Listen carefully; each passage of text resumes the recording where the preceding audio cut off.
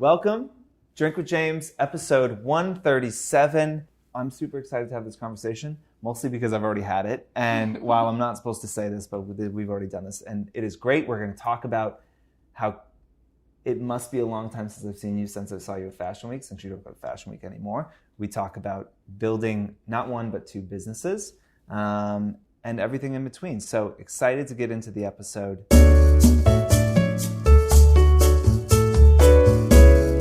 We haven't had guests in quite some time, mostly because I am remiss to share the spotlight. But I ran into Thomas on the street the other day, and he said, "Did I just run into you on the street? And let's do this thing." And then we relentlessly hounded them for 3 or 4 months. But we are very excited to have Julia and Thomas from Gal Meets Glam here. Thank you. They are incredibly busy, so we are very pleased to have them on the episode. Welcome, y'all. Thank you. We're thrilled to be here. I was saying the last time I saw you guys, I think we were at the Tommy Hilfiger show, and it was the football. Yes. They built a football stadium It inside, was. Mm-hmm. and they were on these bleachers, and you guys. Were you there too? Were you outside? Yeah, he was there too. You know what? I brought my 70 to 200 lens. Oh yeah, it was and the they one gave me show a he was invited photographer's to. pass. You were in the pit. I was in the pit. Yeah. The That's pit where I is wanted to be. the pit is a strange place to be, though. It's very territorial. Yeah. They'll throw elbows at you. That's like landscape photographers shooting sunrise. Yes, it's in Yosemite. Yeah, you it's gotta, really aggressive. it's very, very aggressive. Let's start with the easy question, which is how did you get into this? How did you start doing this? You've been doing it for quite some time. Yes. So I was a junior in college. It was April 2011. Thomas was a senior, and we were both going to the same school, both studying business, entrepreneurship, marketing. And I honestly woke up one morning and thought, I need to have something online. I had a marketing internship. I was really involved in my school, but I had no idea what I wanted to do with my marketing degree. I stumbled upon Blogger as an easy way to create a website. And through Blogger, I found the whole blogging world. But I had already set up my blog by then. I probably didn't think about it more than 24 hours before it was up and running.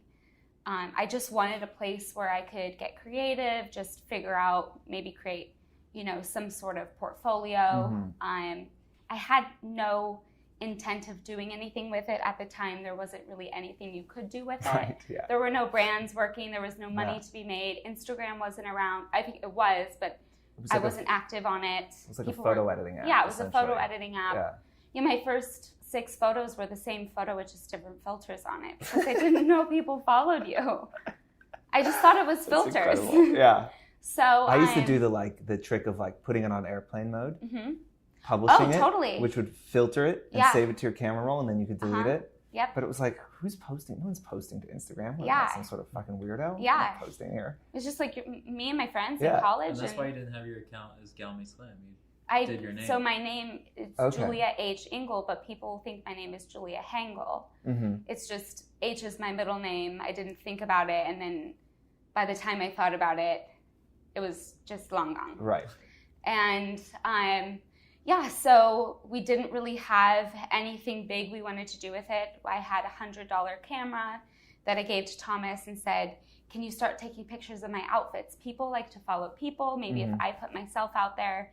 The whole beginning of it was I was finding celebrity looks for less and showing, Forever 21 and et cetera, et cetera. It was fun. It was easy. I was making little collages. Polyvore was awesome to use. Yeah. There was a site called lookbook.new where you could go and share your outfits and discover people. It was just, I'd found this community online that I had no idea was there and realized you don't have to be in fashion to love fashion and to have a place in it.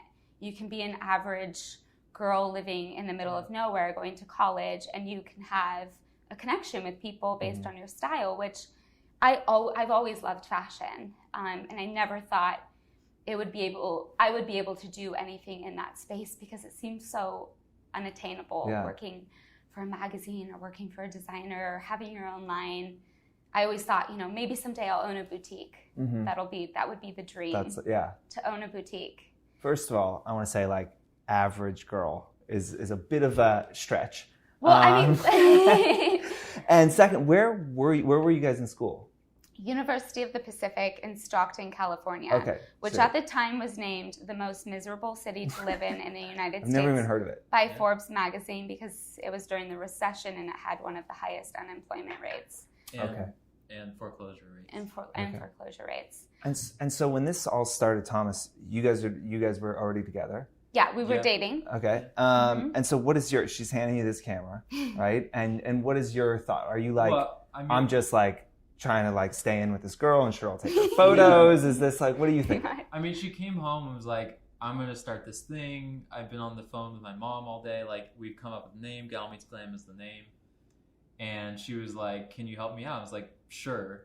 I mean, I didn't know what that meant. Right. And then, because she was talking about other people's style and celebrity style. And then like a week later, it somehow became, here's a camera. Let's go take some pictures. So I was given this little like point and shoot. I knew Like nothing kind of about camera you would carry around college and go to a totally. party with knew and take nothing some about photos. photography. What I knew, I didn't like. Right. And then a week later, her grandfather gave her. No, I went to my grandfather and said, can I get an investment?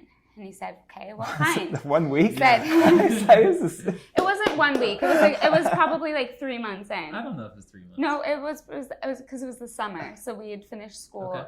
and I was working. I worked right next door to my grandparents. And I said, I need to upgrade my camera. Can you give me the money up front and I'll spend the entire summer paying you back? And I did. And he always jokes that he was like the first investor. Right. He should have been like, give me 10%. Yeah, you should. No, because cameras, They're spending, expensive, yeah. money on a DSLR camera is pricey for a college student. So there's no way I could have Right. just afforded it. So he helped me out, and I paid it off all summer That's long. amazing. And we thought, if we get a really nice, expensive camera, then we're going to take great photos. But it's the total opposite. If you don't know how to use that camera, it's completely pointless, and you can take even worse photos than what you were taking before. So what you're saying is you were not stoked on No. Thomas's photos right No. away. So she used We to were sit, very frustrated. We used to sit down and she would be like flipping through all of her favorite blogs at the time. And she'd be like, why can't you take pictures like this? Why can't you take pictures of this? I was like, well, one, their gear is way better. And two, they've been doing it for way longer than me. Yeah. And they probably actually like doing photography. Now, I mean, it took me 2 full years before I even liked photography. Yeah. Mm-hmm. But he pushed himself. Yeah. Because he knew that it was important to me. I never really pushed you to do it, but I think he knew it was important to me, and he would stay up late watching YouTube videos. He got photography books. He had a couple friends that shot on campus, give him some lessons. And with anything, it's repetition. I mean, yeah, And trying to photography. get better. Photography, have you to be just trying gotta to get like, better. you just gotta shoot a shitload, Yeah. and eventually Yeah. it kind of comes to you. Yeah. Did you guys? I'm interested. Just like, I don't want to spend too much time on that much of the past, but I'm interested for both of y'all. First of all, like, were you the like person in your group of friends that everyone always asked fashion, like style questions? Should I wear people this? would Should I wear always this? borrow my clothes. People would always come to me looking for inspiration or looking for recommendations. I can remember being young, I don't remember how old, and just going to websites online and just looking through the inventory. I just loved to look at clothes. I would grab every magazine I could and just circle everything, cut things out. My grandmother had an incredible wardrobe. She loved fashion, and she definitely passed that on to me because my mom is not so much interested in fashion. And her great grandmother owned a dress shop, and so she learned how to sew, and I learned how to sew when I was little. And fashion was just always something I was interested in, but again, just seemed so unattainable to be able to work in that realm. I think what's interesting though is that, in talking to a lot of influencers, especially that came from the like style blogger, kind of time that you did, was that there was that, impetus that was the thing that like people were always like, I love your clothes. You should start a blog. Or they were always the person in the group that people went to, and that there was this inherent, if not talent, but like interest and passion in it. It's not so much talent, it's just a perspective.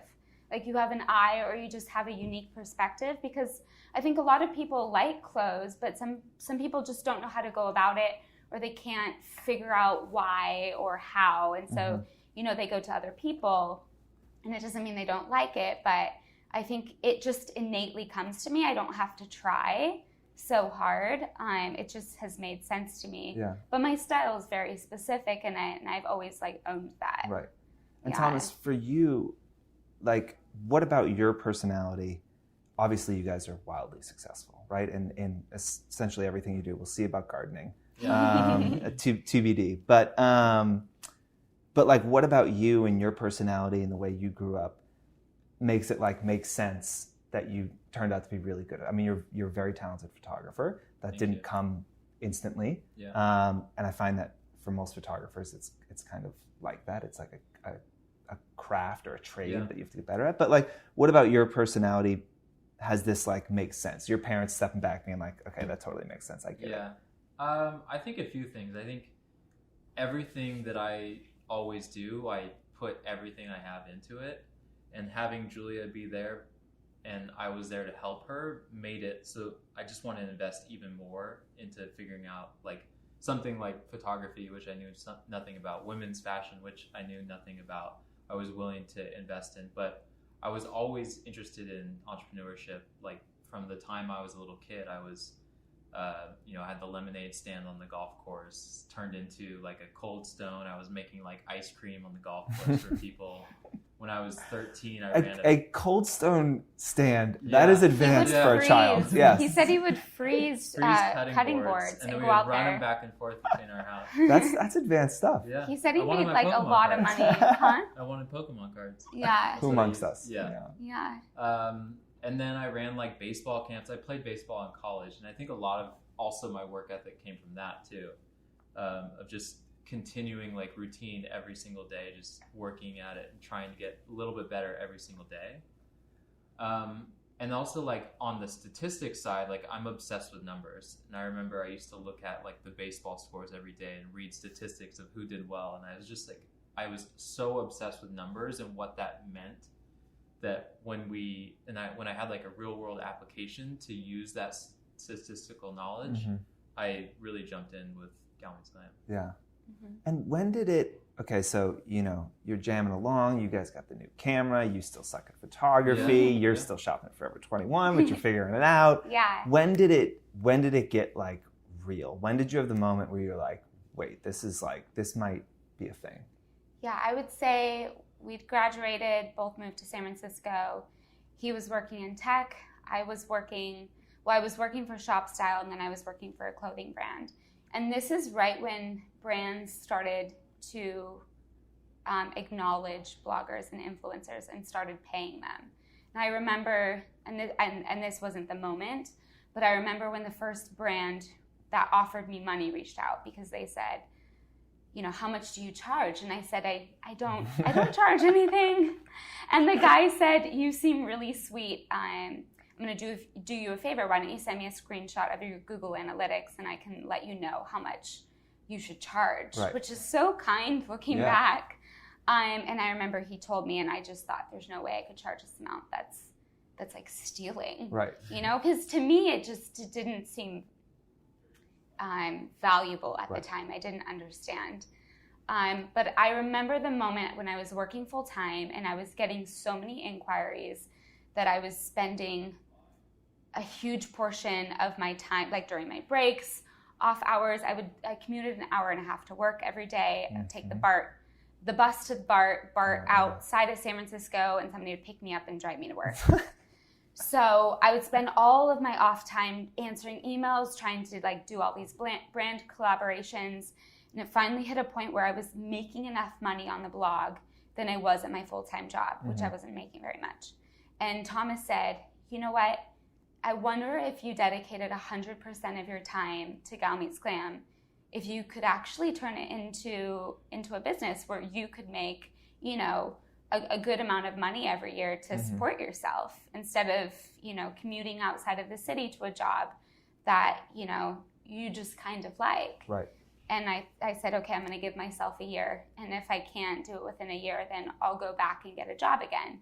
I haven't been out of college that long. It shouldn't be that hard to go get a job. And within 3 months, I was I absolutely knew it was the right decision. Yeah. Are you glad I think that a lot of people watching right now are probably grappling with that question. Yeah, it's of like, a should I question quit? we get Should I asked not? all the time. Yeah. When? It's scary, you have an income set probably at your job, and it's terrifying to go as a freelancer. In the beginning, I did go back to my previous job, and they gave me some freelance work. So I did have that to kind of help on the side. But within 6 months, I stopped freelancing because I dedicated 100% of my time. And then when he joined full-time, that was terrifying. That was something that we had discussed for a year before making the decision. And was that, so was the gap between with that? So that like was about a year and a half?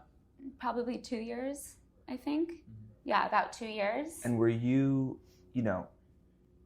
obviously you shoot everything now. Were you shooting everything, or were you, you must have been living in a similar situation while you may not have been answering as many emails and things like that in the beginning. Yeah, you have to be there to shoot. Yeah. It's just as difficult for you. I mean, because I played baseball and I was also getting my MBA at the time, like basically any free time I had was going to Gal Meets Glam and helping out with shooting. And I would do like some of the analytical stuff, some business stuff, and then shooting. And that was really what my responsibilities were. And that kind of kept going as I had a full-time job in San Francisco for a year and a half. I would meet her at lunches. Our entire weekend would be just dedicated to shooting. And then we would kind of like have our weekdays, and she would do her thing and I would do my thing. And then it was really like, we felt that we had to hire another photographer or someone to spend full time on the business, or I could leave my job and do that. Was that an easy decision for you? No, because I really liked the company I worked for. I worked at a tech startup in the advertising technology space, and I loved it. Yeah. But I think I would have kicked myself if I didn't invest everything I had into joining Gal Meets Glam. I think the biggest thing for him was he realized, I'm one of 150 people here. They can replace me, essentially. And if I join Gal Meets Glam, I'm one of two. And if we want to take this business to where we really think we could be someday, he could add so much more valuable to our team than to some huge team where you're replaceable. Right. And that was like the moment that we realized, okay, let's do this. I was also thinking too, like, what is our competitive advantage as an influencer? And not many at the time had a second person that was all in, invested in growing their business. And also on the side, like, I have my business background, I have my analytical background. So we were willing to like use that and say, well, what would happen if we put everything we had into it? Because we can figure out on the consumer side and on the reader side how to be more appealing to them. But then on the brand side, how can we get more work with brands? Because we understand how it functions, and we can have faster turnaround times than anyone. We can have a better sense of driving return on investment for advertisers, because that was my background. Right. So, and I want to come back to this idea of professionalism, because something I've been like beating the drum on. But how much, when y'all are making that decision, for you to quit the job, how much are you also thinking about the health and strength of a relationship and running a business together full time? Was that a concern? I've seen it work. Yeah. I've seen it not work. Or would you guys just kind of knew that would work out? No, we discussed it, and we always said that we were going to put our relationship first, because to us, we were married at that point, and our marriage was more important than a business. So we agreed on that, but we also knew that we could work well together, because even though we hadn't worked full-time together, we had been working together since the beginning. And we are so different. We work very differently. And oftentimes we don't butt heads or compete because we're working on completely different things. So we did have a good sense that it would work well. We also we're best friends, and we have been since like the day we've met. We just spend a lot of time together, and so spending that much time together wasn't weird for us. Yeah. And if I could pry a little, because I think, again, this is the kind of information that it's hard to get out of people. Yeah. Yeah. What does that mean? You know, when you're like, oh, we would put our relationship first, you know, I mean, what do you think that specifically means? Like, if it came to, you know, the point of our relationship would suffer if we kept working together, I think one of us would have to leave the business and figure out the business on its own, but keep the relationship as the priority. And I think we always knew, and I always told Thomas, if you don't feel passionate about what you're doing with the blog, then I want you to go back and into tech or whatever you want to do, because I wanted him, you know, he's so smart, and I think he deserves to be doing something that he's passionate about.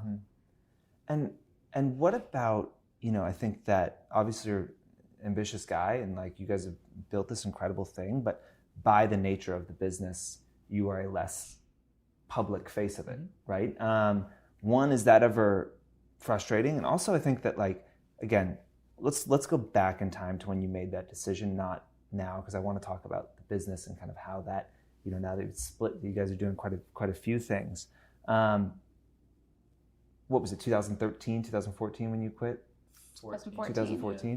There was still, like you said, you were one of the first teams working on this. There was still a bit of I think there was this like thing about the like Instagram husband, right? It's kind of like looked down upon a little bit. It was kind of made fun of, and I think it still gets made fun of, which is ridiculous. Because I think people think that all you know, these guys do is just take photos and their wives pass them around, or girlfriends, or whoever it may be.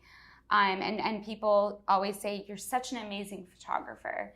But what they don't realize is photography is about 5% of what he does. You know, he's really runs the entire business. And I think there's so much that he doesn't get acknowledged for, which, you know, could be really frustrating for some people. I think when I joined, the things I really care about, I don't care about being the public side of Gal Meets Glam. I don't need any recognition at all. I actually prefer to all go to Juliet.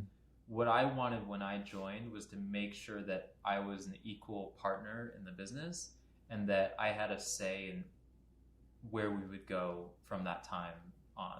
How do you push that? I mean, you know, one, I think that like it's pretty common that like even Rich and I, right, running this business, he very much didn't want to be public facing, and he's very happy to like have me have to do that stuff, and he likes to do what he likes to do. I think that totally makes sense. And I think for those of you out here who are thinking about doing this with your partner, I think where it could be tough is if both people feel the need for that like public face of things. I think it would be just intrinsically difficult. Some people do, and I see some people do it really well. But it's just something we never really had to encounter. But he's never said, you know, oh, I need to be tagged in that Instagram photo or credited, or, I mean, he posts like actually, one Instagram every 4 months. I've never taken a campaign, even though I've had lots offered to me. It's just something I don't want to do. Yeah. It makes sense. I mean, it's frustrating that you have like 60,000 followers and you've posted like 12 times, but like that's a conversation for another time. When you post a photo, they get like 10,000. I know. I don't want to talk about it. It's hilarious. We're not talking about it. It's very frustrating, but you know, it makes sense. You really make it count. Once they've forgotten about you, he deleted or archived all of his Instagram photos and decided he was only going to do film photos. Okay, so maybe that's really why. Into it. And now there's like 25 photos. Yeah. Okay, I feel. Well, before there was only like 80. Right. Don't let us get down the like Leica wormhole, because I just got an M6 and I know you have an M7. This is all he'll talk about. So yeah, we can't start there. But what I'm interested, like, how is that played out? Like, do you feel like you guys are both driving this business? I understand the like separation of you know, tasks and things like that, and that totally makes sense, and it probably separates pretty evenly. Do you guys, like any kind of founding relationship, have those arguments about like, I think we should be going here, and you're like, but I think we should be going here? And are those, you know, hard to resolve? Does that happen often? I would say it had never really happened before we started the collection, and it's not so much arguments, it's just that we have a lot of opportunity at our fingertips right now. and we're scared we're going to make the wrong one, or, you know, it's scary not knowing like what the next decision should be. And I don't think it's so much butting heads about decisions as just having a lot of conversations about like my opinion versus his opinion. I would say we both play devil's advocate a lot. Every time we have a conversation about something really important, we kind of say, well, what if the worst happens, or what if this happens? Yeah. So like he'll say, you know, I think we should do this, and I say, well, what if that falls apart, and then we don't have, you know, just I think it's just it's scary. It is. Yeah. I think that's a good, you know, it's a like device I've used, which is like I make a list fairly consistently of like existential threats to the business. Yes. And how you would deal with it. Yes. And once you figure out how you deal with it, you realize it's not that scary, which I think can help even like as you quit your job, if that's what you want to do as an influencer, and say, okay, what's the worst that happens, right? Yeah. Like you have to go back and get another job. Right. I do that about, I mean, I feel like I do that about everything. I always remind myself, like, what's the worst that could happen? Because I hate surprises and not preparing myself for any sort of circumstance. So anytime, for example, when we got our first big buy for Nordstrom, like I went through I didn't get excited at first because I went through the whole list of, okay, well, this is scary. Like, what could this mean that's bad? Okay, but now I can celebrate because it's good. So I just like to prepare myself because I know that there's things that can happen, and there's things that happen to every business all the time that's not, you know, positive. Yeah. So unfortunately, I found that the things that I list as threats are never the ones that actually happen. It's stuff I never thought of. I know. That you'd be like, how could that possibly happen? Yeah. And then it happens. Yeah, and it's a little frustrating. I want to get into starting the business, but before that, let's talk about like growth. Okay, so 2014, where do you think you're at Instagram? Oh, back of the napkin. 2014, Instagram. Where did we 400? Hit? Well, I know that 2015, which was my first full year, I think, we were at the top of your growth percentage list for Instagram. Yeah, I mean, you guys have been killing it. I want to say we were like 400,000. I will say it used to be much quicker to grow on Instagram because you could make the popular page and you could have a photo that just kind of went viral, and all of a sudden you would get thousands of new followers in a single day, and that just doesn't happen. I mean, at least for me, that just doesn't happen anymore. It doesn't happen for most anymore. Yeah. What did you do when you stopped? Yeah, because like Instagram was such a small place in the beginning. It was pretty easy to grow, and the popular page, if you could get on there, helped a lot. Yeah. Okay, and then that all went away, and the algorithm comes, and all this stuff, and you start dealing with, I think, the challenges that everyone is dealing with. Absolutely. How did you, are there any specific things you did over the years that you thought really, really worked? I will say there's been nothing that we've done that thought worked except change our mindset. We now look at Instagram as a landing page for our brand. It is a portfolio. And when somebody lands on our portfolio, is it a representation of who we are as a business? You know, it doesn't matter if somebody follows us anymore, but if they click my LinkedIn profile or if they go shop something, to me, that matters. And a lot of people just don't want to follow a lot of people or brands anymore, but they're still taking action on their pages or maybe saving something or check up on something. So to me, if I'm not growing, that's okay. But as long as our website and our e-commerce are growing, that's important to me. So I'm not so concerned about engagement and interaction on Instagram as much as I am making sure it's a good representation of what I want to put out there. Yeah. So I don't worry about posting things that will get a lot of likes or engagement. Do you think that comes from a place of like, following privilege, where like you have such a big following now that I could definitely kind of say, see that. Hey, I don't need this as much. But I do always try and recommend to small businesses or other influencers, like, I would much rather be proud of the content that I'm putting out and feel like it's original to me than try and be doing the Instagram, mathematical equation to get a popular image. It seems like if you did that, that's just my personal take on it. Obviously, everybody has different interpretations. But I think as a brand, like if you are getting people to take action, that's way more important than having a high follower count. Mm-hmm. And yes, I do have over 1 million Instagram followers, so it's much easier for me to say that than to somebody else. But I think we also were able to get there, and now we are sustaining that because we look at details at a much finer level. What do you mean? When we're shooting, we think about every single little detail. I mean, we will spend, I think, probably way more time than the average person does. Location scouting, actually trying different lights. I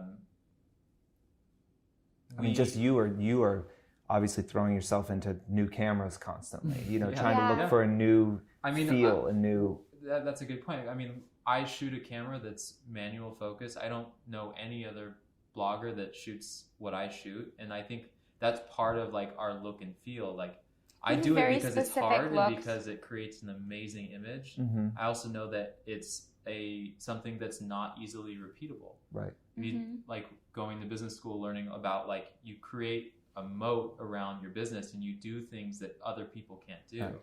And a lot of what we do is we do things that others can't. But I also think it's about creating that like look for yourself and not sacrificing that for the brands you work with. Because I think a lot of people, a brand will dictate what kind of image they want, and they'll just kind of manipulate themselves into whatever that means. And, we stand up to brands all the time and say like, I won't take a flash photo in your dark party, because that's just not something that I do. But I have this other concept. So it's always keeping that look, and I think that's what has made our following keep growing over time. Is I never sway from that, and I'm very specific to like the content that I want to create. But goes back to again like creating what you think is a great landing page for your brand. It's an interesting way to think of it, and because of that mindset, are you? And I think you've already answered this, but just to be more clear. You're not as concerned about individual performance of a post from an engagement standpoint, because I have seen, like it seems like if you two posted like iPhone selfies of yourself, that would be the way to get the most likes. Like, if anything with Thomas in it, get way more likes. No, I mean, I have photos all the time that just do terribly. And kind of like, this isn't going to do great, but it's adding to the brand side. Like, how are you thinking about that? Because is it hard? I can't even tell anymore. Sometimes I think, this is an amazing photo. This will probably do really well, and it doesn't. And then other times I'm like, this is sort of a crappy iPhone photo, but I really like this picture, and it does really well. I just feel like I can't tell. I think that there's too many factors but for you us also to go know in, what it is. It could be timing, it could be algorithm, it's whatever. And I think a lot of influencers assume they have more control than they actually do. If you actually go and look at your reach, that's when I can see like, well, wow, this photo got a third of the reach that the photo before that did really well. That's out of my control. I can't make more people see the photo. Right. I think engagement is a terrible metric for evaluating performance. Because I don't know if there's any correlation between, selling a product and if someone liked it. I always like to say that a user can only take one interaction on something. They're going to comment, they're going to like, they might go and buy something. If they're going to buy something, that's more valuable than a like. So if people aren't going to sit around and spend so much time just focusing on your photo and giving it all the love that it needs. Right. Yes, also, liking a photo of someone who has 1.2 million followers, it's like, you're never going to see that I liked that photo. Yeah. So, like, why would I like it? I think some of our least engaged Instagram images are ones where we have a call to action, like link in profile. Because people aren't stopping to comment or like it. They're going to the action. And to us, like, if we can get people to take an action, to go to our e-commerce, to check out a new collection or check out a product, that's way more valuable than an Instagram photo that did well. And you guys are the first people I've heard that says this, but it's in all of our decks to clients of just like, let go of engagement as an ROI. Yeah. it is not a leading indicator. It is not something that's like telling you whether something, it's, it's a trailing one at best. Yeah. Or any like people used to comment on blogs. We used to get hundreds of comments on blogs, and you could sort of dictate like how a blog post performed based on the engagement on it. Now we get, maybe 30, but our traffic is higher than it's ever been. 2018, our blog traffic was as high as it's ever been. That's great. Yeah, but from an outsider's perspective, if they were judging based on engagement, it looks much lower. Yeah. So I think people are just interacting less. Yeah. Well, there's so much more to interact with. Your attention's being pulled. And I do think that for larger influencers, and something we've talked about before, is just like, there's no reason to engage. Unless you're doing it to tell the algorithm you want to see more of this post, which you could do the same with a save, or or clicking on a link in the profile, or visiting the profile, like that. There's no reason, because like for me, I like photos of my friends to let them know like I saw this. Instead of texting you, I'm just gonna like this and see like, okay, you have a new baby, like done, job done. I essentially sent a present. A present is a like. But also stories are cannibalizing. Totally. And like the fact that people are probably spending more time on stories than they are scrolling the feed. Yeah. People don't factor that in when they just think things are going downhill. Well, didn't Instagram recently say that more time is spent on stories and scrolling through your feed? Yes. I mean, there's just so much more content. When I open my app, first thing I do is click on stories. The problem for an advertiser is there's so little share of voice on stories. Yes. Okay, cool. I'm paying you for 3 story frames and you're doing 15 that day. I'm not really getting much value there. Yeah. So I think that's something advertisers are struggling against. Now, before we jump into more of the business stuff, I want to ask a question about consistency. Okay. Right? Because you guys have been pretty consistent in your style. Yes. I'm sure for you it's changed in these nuanced ways, but not only the style just of what you're wearing, but like the feed is pretty consistent. And so I would love for both of you, from your standpoints from photography and the trends and things that are happening there, and also style and what's happening on Instagram. Has that been a struggle? Has it been a conscious choice to be that consistent? And did you ever feel the pull to try something else that's like, oh, this is working for this person, so we should do that? Yeah. So I would say the word consistency is like the most important thing that we've done in every aspect of our business. Consistency with posting on the blog, consistency with posting on Instagram. I mean, the most important thing that we've ever done for our business was to keep posting almost 5 days a week on the blog, to keep that engagement. And people like their routines. They like checking on their blogs in the morning, and the minute you mess up their routine, they forget about you. They find somebody else. And we never just gave all into Instagram and gave up on the blog, like I think a lot of people did, because they just saw a higher reward from Instagram. So we kept up that consistency, keeping up the consistency of always pushing ourselves to do better and create more at a higher level on Instagram.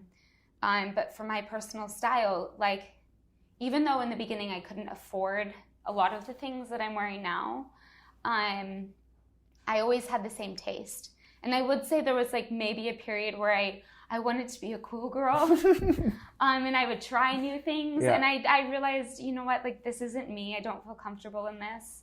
And I stuck to what I liked and what I've always worn. And I think that's really what helped us build the following that we have, is because I never went after trends. I really wasn't wearing the things that other bloggers were wearing, or styling it in the way, because it's not like the cool way.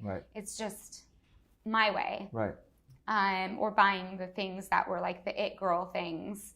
I was never in that. I was never like rounded up. I was never a street style girl. Like, I never had the photos taken of me at Fashion Week, and I never felt comfortable at Fashion Week because I wasn't considered one of like those cool girls that had all the trendy things.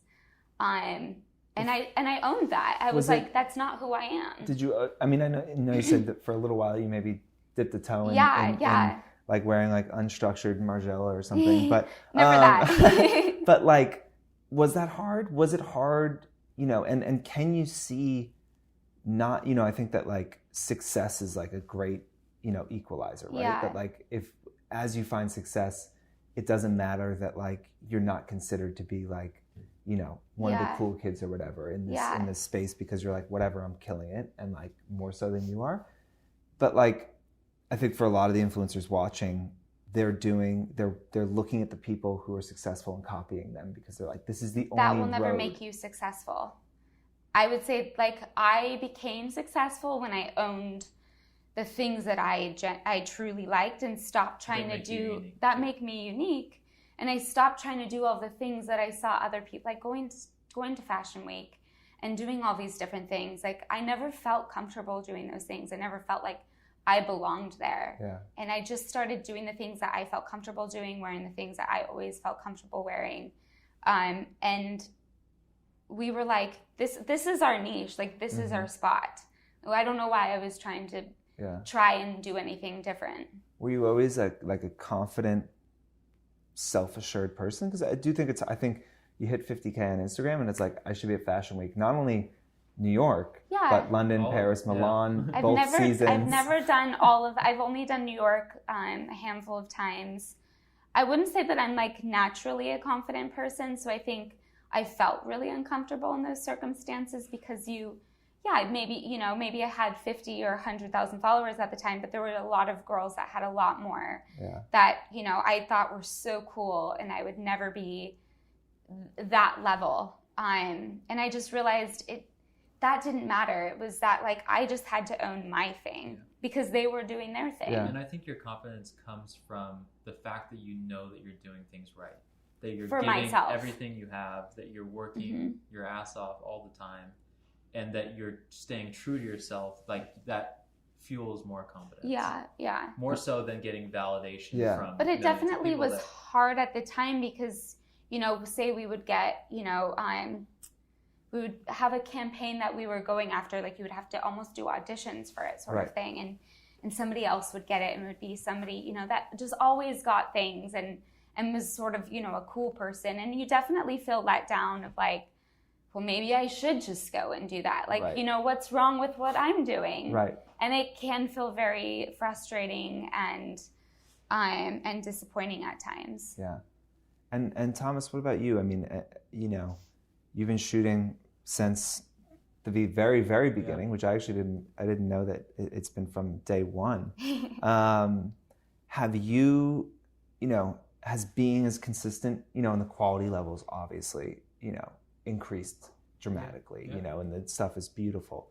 Has that been a struggle or a comfort to have that much consistency visually?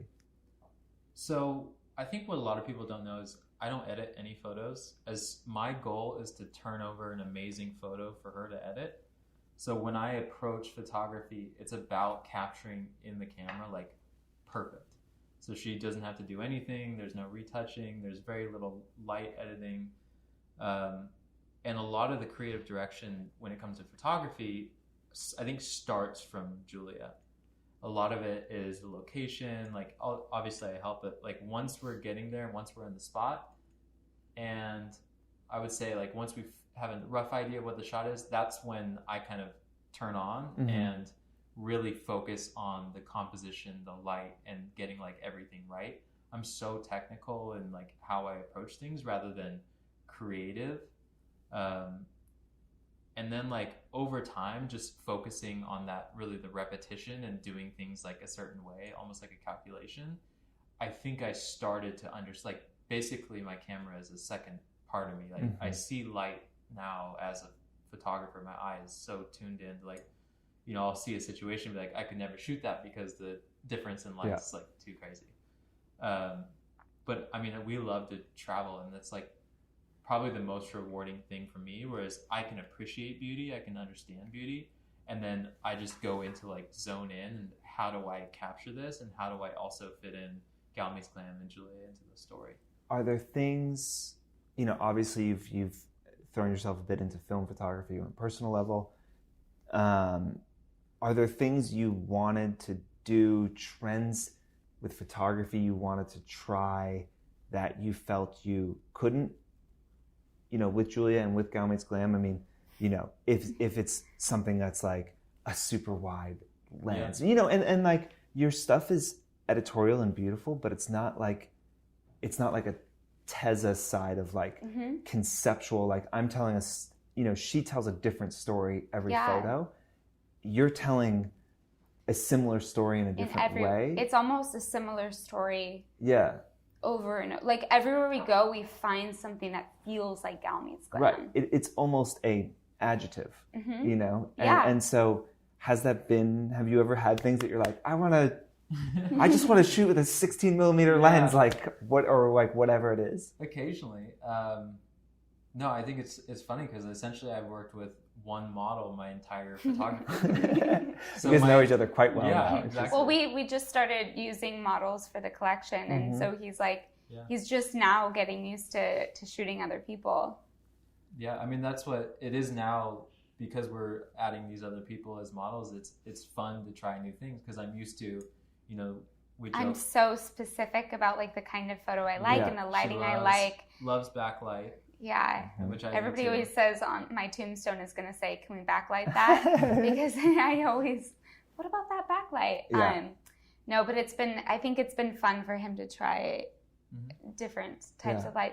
I would say that I am not as adventurous when it comes to wanting to try new things with photography, and he will, and so he'll like rent gear and go shoot landscapes or just go and shoot for himself. Just, I think part of our style was developed over time of like, what we used to do is we would get our shots, and once we felt like we had our shots, I would say, okay, let me have 100 or 200 extra photos to just do whatever I want. And I think over time that kind of led us to get better and better and better, because we were trying things that I didn't necessarily think could work, and then eventually that became like our style. And I think you have to have some sort of experimentation, and I think it's good to have that. Okay, we got it. We got our bread and butter, and then let's try something new. Yeah. And on the moving on to the line, right? When did you kind of announce that and release it? It's a year? So we announced and released it April 2018. Okay. But we started working on it in 2014. Okay. So it took a solid 4 years. Was full time. Yeah. Right when he was full time, we said, okay, what's our long-term goal? Like, what's our plan? Because we're not going to be just creating content for the rest of our lives. Right. And I knew, as somebody who has always sort of struggled with like the sharing side of things, that I wanted, when I have kids someday, when I have a family, I want to be able to pull back a bit. And without a doubt, it was always like, let's create a dress line. Yeah. And it took us 3 years to learn the industry, to meet with different manufacturers, to figure out what in the world we were doing. And so many people said, don't go into apparel, don't try and start a clothing line, because there's no money to be made, everything's already being made. Right. But I really saw a gap in the market for my specific style, which is very feminine, classic. I hate using the word conservative, but it's just a bit more modest. Yeah. But at an attainable price point. A lot of the pieces that I buy are $600, $800. And that's just not realistic for the average consumer. I mean, our dresses retail from about $150 to $250. And that's still a lot of money to spend on a piece of clothing, but I wanted the quality to be exceptional for the price point. And it took us a really long time to be able to figure that out. And, outside of the journey of just learning how to make clothes, and that's been if there's been one challenging, the biggest challenge, it would absolutely be such a nightmare. And like, props to y'all, because Thank you. You're saints, because it is a lot. And I know a bunch of people that run apparel companies, and they are probably those people that are like, never do this. Yeah, I mean, I can absolutely see why people told us not to do it. But we were absolutely determined. Yeah. And at times it felt like we were never getting anywhere, but we were always pushing forward, always trying to figure out, okay, well, what can we do next? And we ended up finding an amazing manufacturer who is like our family, finding an amazing designer who I work and design every single piece with, side by side. You know, I did not want to do a licensing deal where, you know, we have a couple meetings a year. I give them a rough idea of what put a couple check marks and X's. Mike, I love those, love that. Like, launch it. Yeah. I wanted to design every single piece, and that was incredibly important to me. Even though I didn't have a design background, I have so many ideas in my head. And because it's so specific and it's only dresses, I said it has to be so on brand, because I'm not trying to just cater to everybody and hope we can, you know, get some people here and there. We are catering to a specific type of customer, and if we can't capture her, then we don't have her at all.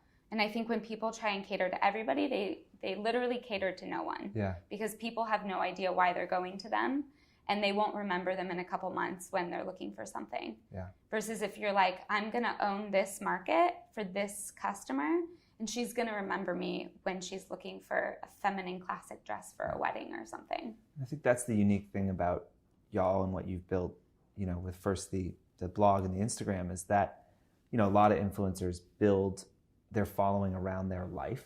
Just like, I'm this person, or like, I'm genetically gifted and look amazing, which you both certainly are genetically gifted. But you have such a viewpoint, you know, that like you really... It's not a jump to then just like sell that viewpoint. And like, you know, it is so much on your ability to deliver on, again, we almost changed Gal Meets Glam into like an adjective. It's like, this cafe is kind of like Gal Meets Glammy, right? It is. Like, people send us things and they're like, this looks like Gal Meets Glam. And it's like a building when they're traveling, or a cafe or a restaurant, or, you know, shoes they saw. Or now pink is really cool. Yeah, pink is cool. We were pink before it was... We're not millennial pink. Right. We liked it before it was millennial pink. Do you have a t-shirt in the line that's like, you know, pink before it was cool or something? Because I would buy it. No, I mean, to us, we never wanted to create a product just to say we have a product and we can make money and sell it.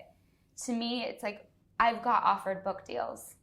I've turned every single one down because I don't want to write a fluff book that's, you know, not full of substance. Like, if I write a book someday, I want people to read it and be like, wow, like, I just took so much from this. Yeah.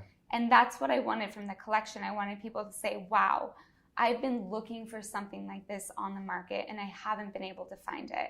And that's what happened, is we had customers saying, you know, I've just been waiting to feel a connection to a brand like I feel a connection to you. And to me, if we only have this tiny little portion of the market, I'd much rather have that than just trying to like do whatever is trendy to get anybody to buy it. Yeah.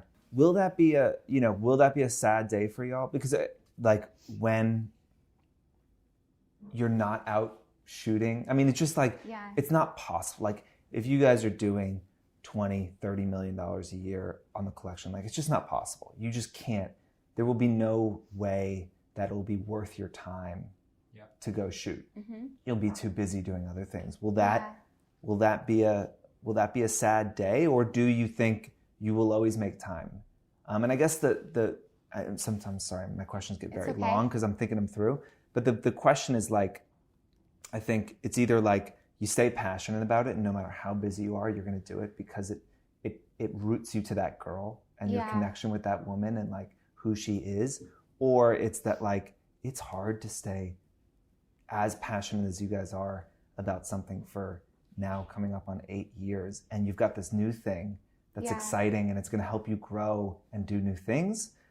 And are you willing to say, well, maybe it's time to take that and hand it to someone else, and still with my direction? Yeah. And this is years down the line. We're not saying like the blog's about to shut down, people, like, don't freak out. But no, I mean, just basing it off how we feel now, at least how I feel, I don't know if I'll ever be able to just turn off. Like, we go on vacation where I promise him, you know, no content, and I can't help it, and he can't help it. He'll be like, oh, it's just like, I just bought this new camera. Let's just play with it. I think, you know, it's just in our nature when we have downtime. We're just busybodies. downtime. Like at Sunday morning, we're just busybodies. We like to do things. We like to create. So even if, that's our day off, like we're creating, it's who we are. And I don't think it'll ever go in the capacity of passing it off. Maybe it might dwindle down a bit. Maybe it might get a little different like it has, but I can't picture it ever just going away, at least right now. Yeah. Have you given yourself a break on that? Like in the same way we talked about Fashion Week and you coming to the realization that like, you know what, that's not me. Yeah.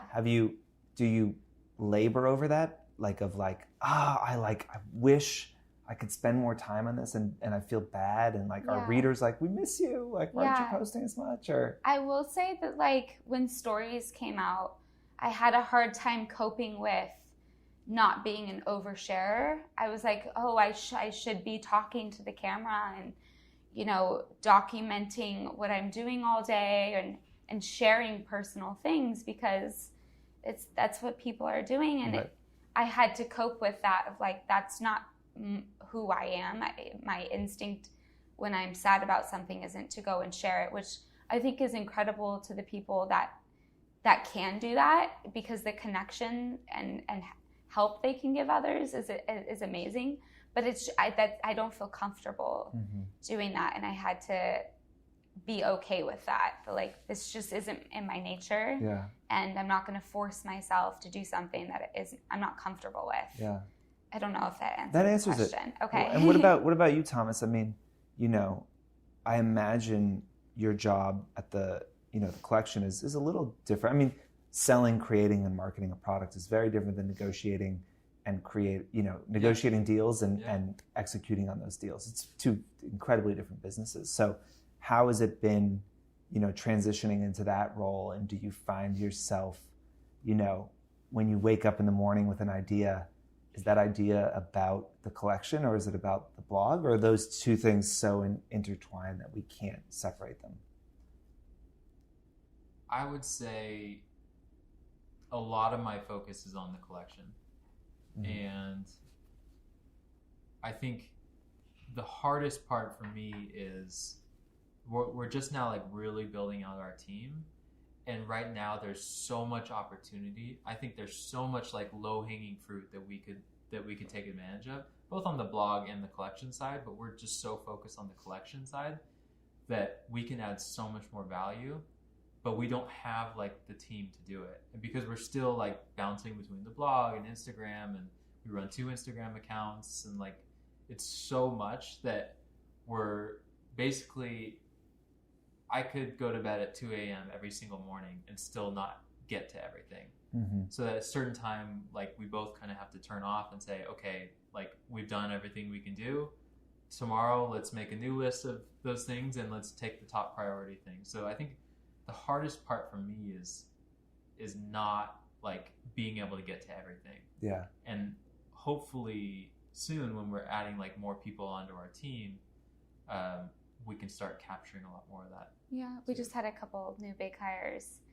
Congratulations. Thank you. Hiring is time consuming and hard. I don't even want to talk about it. Yeah. I would say that's been also like we've never managed people before, and we've never hired people before, and it's been a huge. We don't settle either. And we don't settle. Like I will literally spend months and months and months and months and months because I want to find the right person. Yeah. There's tons of talented people, but we work so closely that you have to not get along, but just sync up with somebody really nicely. So yeah, and just we live in 2 different places, so New York and Charleston.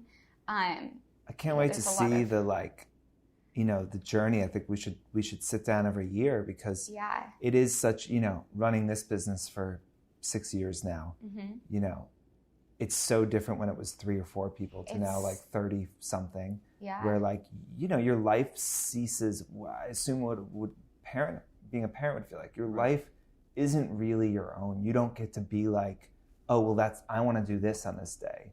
It's like, no, you're somehow my schedule fills up. I don't even make these meetings. I don't know where they come from, but like all of a sudden they're there and I have like 4 hours of free time in the entire week. Yeah. And like, it's an interesting transition because it does start to, you know, it sucks you from your creativity a little bit because life becomes so much more structured because your life becomes sitting in meetings or going to meetings or, you know, talking to people or, you know, working with your employees and training them. And you don't get to just kind of, you know, go around and do whatever you want anymore. And it's a tough but like really rewarding transition because you get to start working on a scale that is so much different, you know, and you can start making money while you sleep, which is beautiful. Yeah. Like thinking about the people that might be watching this, it is a luxury to be small. We just gave a presentation on like 2 small businesses and to be small, you can think about things in a different way. You can put 90% of your time just focus on your content and just thinking about growing. We don't have that luxury anymore. We have to do so much other stuff that like that's kind of our side thing is like just keeping like the status quo. We made more before we had the collection. Yeah. We'll just put it at that. Yeah, like, I'm sure. We even though, you know, the collection is doing really well, we reinvest all of that money back into the business. Right. And because you know, running a blog, essentially you have no overhead. And raining down money.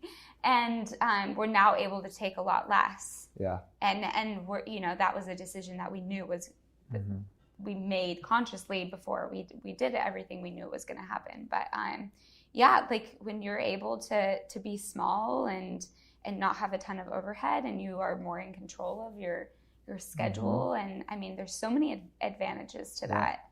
It's such an interesting thing because I think you guys have lived it in this such an interesting way of this dichotomy that like being an influencer, running a blog, that is a real business. I think a lot of people don't think it is. Absolutely. It is a very different business than like a business where you have to have like a lot of customers. But it doesn't mean that person is working less hard. But I also think the hardest part about it is that while there's somewhat of a path now, when we started there was no path. Right. You still have to make really big, important decisions that could risk your entire business. Do you have an example of one that you made? Well, I think, just the fact that we went out on our own and started, she went full-time, I went full-time. Yeah. Well, I think, knowing what brands to work with, what's a fit for you? What's going to be, your genres? Yeah. Early on, we literally wrote down, we were like, okay, we're not just going to be fashion, but what are other things that our readers are interested in?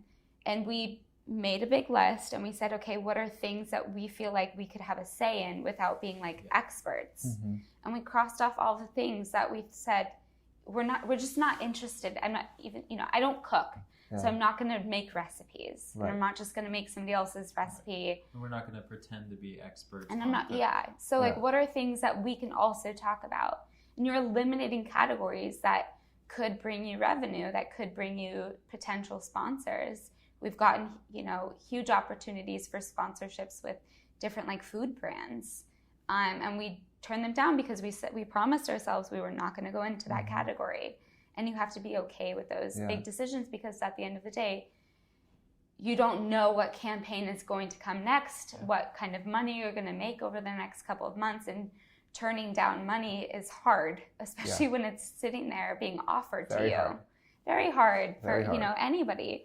So, we've turned down massive campaigns. Especially when you know you can do it. Right. Oh, yeah. We can make this. Yeah. We got offered, it was a trip and all this cool stuff, and we were being paid a huge amount of money, and we said, this is just not on brand. Mm-hmm. I would feel so uncomfortable posting this. Our readers would be like, what's going on? Yeah. And it wasn't even a question, if we would take it. It was an immediate no.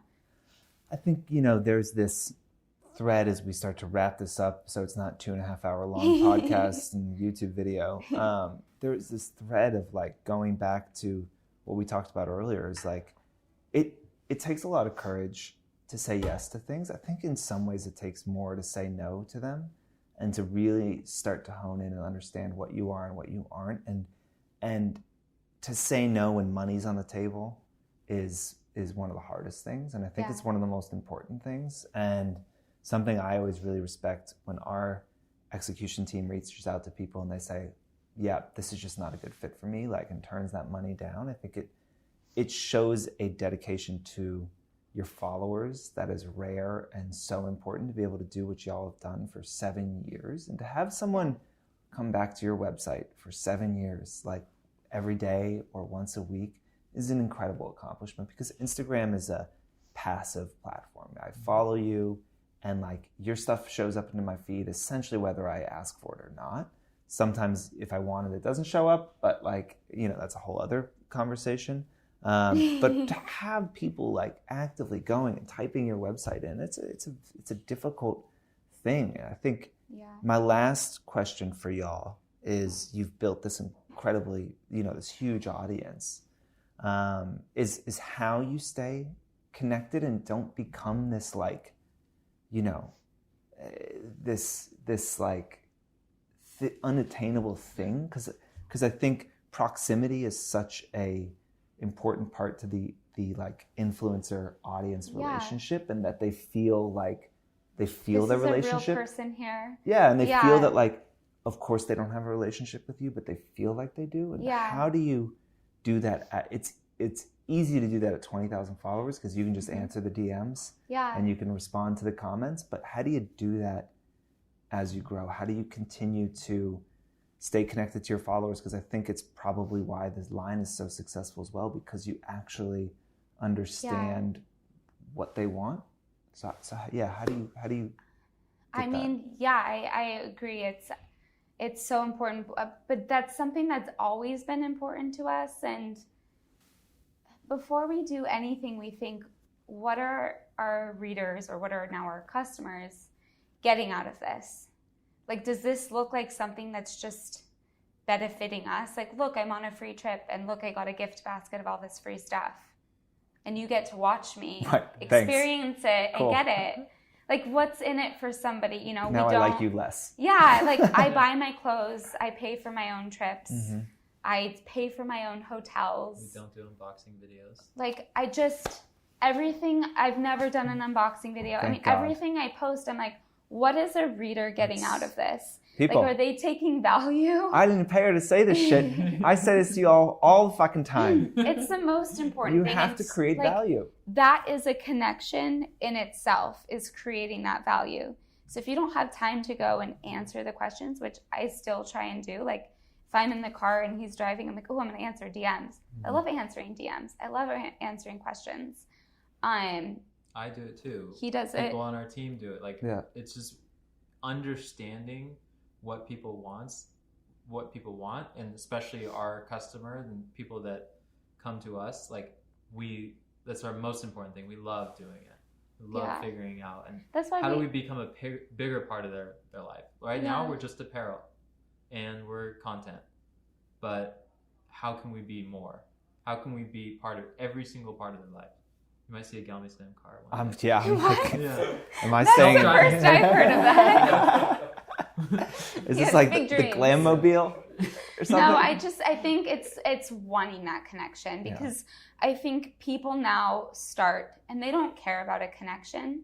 They think, what am I going to get out of this? And if you start with that intention, it's going to be short-lived. And that's just the truth, because people are not going to stick around.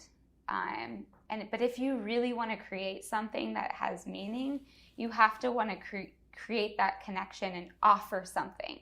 Like, when you're starting, think, what are people getting from me, not what am I getting from this? I love that. And I think that, like, bravo to y'all for, you know, finding the kind of success that so few people will ever find in their life. Finding that and, you know, sticking to what got you there, I think, which is, you know, again, when we were talking about blogs and people not posting, it's like, because they were just getting paid for their Instagram, they just said, well, I'll just do Instagram. But like, their readers probably still would have liked to see blog posts, and then to take the enormous risk. I'm sure you guys were making very good money. You were living a great life. To take the risk, to take it a step further and create physical product. And who knows what the fuck you're gonna do next? Or if it'll do well, honestly. But I think it's a rare and impressive thing. And I feel like I've spent an hour and 15 minutes with y'all, and I'm like very proud. And I also feel like I just went to like church or school or something. But thank you all so much for being here. And let's do this again in a year and see where we're at. Yeah. Okay. Thanks for having us on. Thank you.